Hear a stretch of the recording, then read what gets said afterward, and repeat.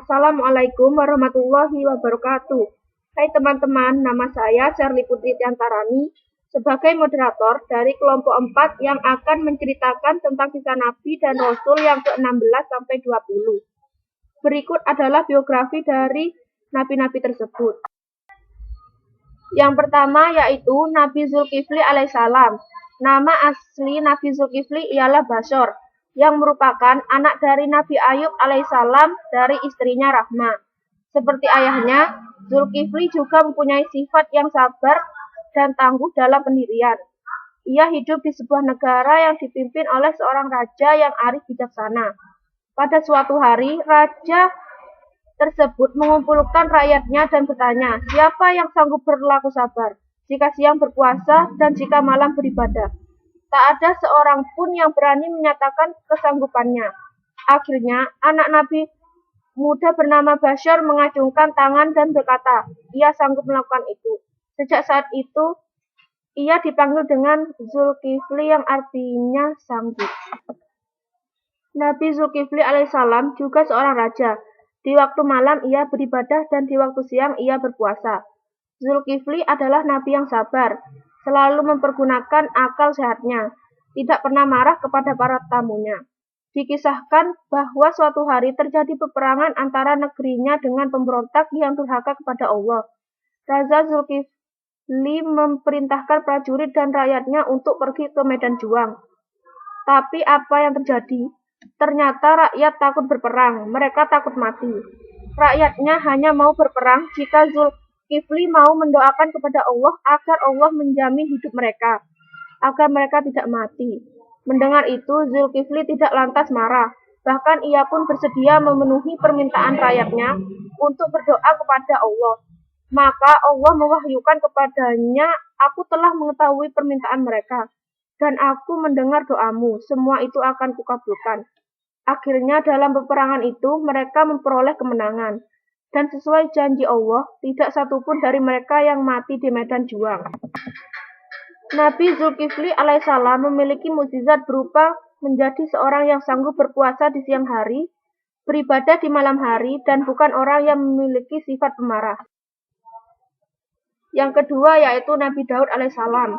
Nabi Daud alaihissalam adalah salah seorang nabi dari Bani Israel, yaitu dari Abid Yahuda. Ia merupakan keturunan ke-13 dari Nabi Ibrahim alaihissalam. Kisah singkat Nabi Daud alaihissalam.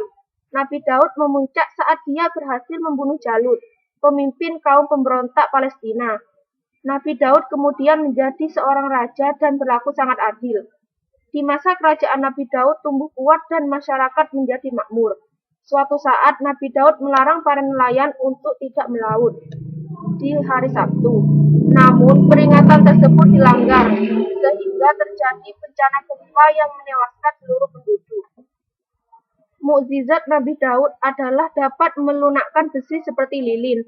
Kemudian ia dapat merubah-rubah bentuk besi itu tanpa memerlukan api atau peralatan apapun.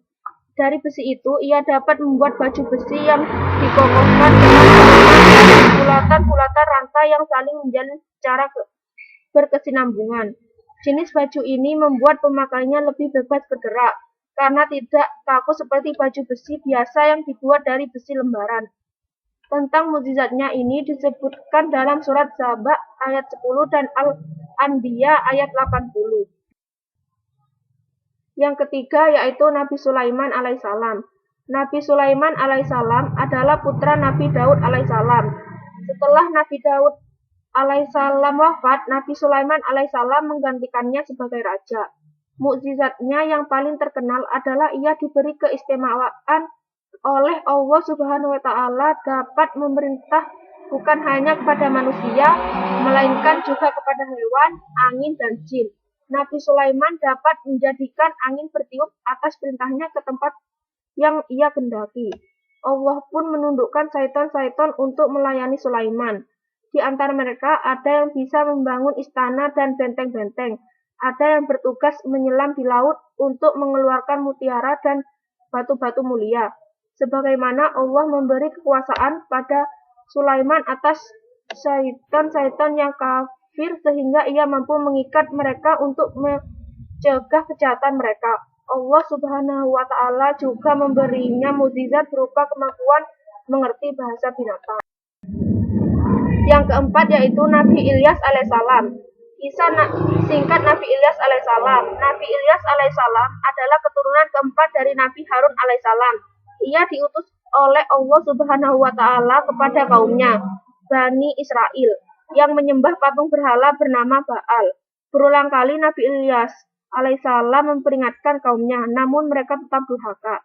Karena itulah Allah menurunkan musibah kekeringan selama bertahun-tahun, sehingga mereka baru tersadar bahwa seruan Nabi Ilyas itu benar. Setelah kaumnya tersadar, Nabi Ilyas berdoa kepada Allah agar musibah kekeringan itu dihentikan. Namun setelah musibah itu berhenti dan perekonomian mereka memulih, mereka kembali durhaka kepada Allah. Akhirnya kaum Nabi Ilyas kembali ditimpa musibah yang lebih berat daripada sebelumnya, yaitu gempa bumi yang dahsyat sehingga mereka mati bergelimpangan.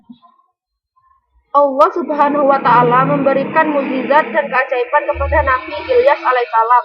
Setelah Nabi Ilyas alaihissalam melipat jubahnya ke atas pingginya, yaitu dia dapat berlari dengan cepat mendahului kereta Raja Ahab untuk menuju ke pintu gerbang kota. Yaitu yang kelima, Nabi Ilyasa. Kisah singkat Nabi Ilyasa. Setelah Nabi Ilyas alaihissalam meninggal dunia, ia digantikan oleh anak angkatnya yang bernama Ilyasa. Nabi Ilyasa alaihissalam melanjutkan misi ayah angkatnya dan kaumnya kembali taat kepadanya. Selama masa kepemimpinan Nabi Ilyasa ini, kaum Bani Israel hidup rukun, tentram, makmur karena berbakti dan bertakwa kepada Allah. Akan tetapi setelah ia wafat, kaum kembali durhaka. Akhirnya kaumnya dilanda kesengsaraan. Salah satu nabi yang bernama disebut dalam kitab Taurat dan kitab suci Al-Quran adalah Nabi Ilyasa. Salah satu mukjizat terbesarnya adalah kemampuannya menghidupkan mayat.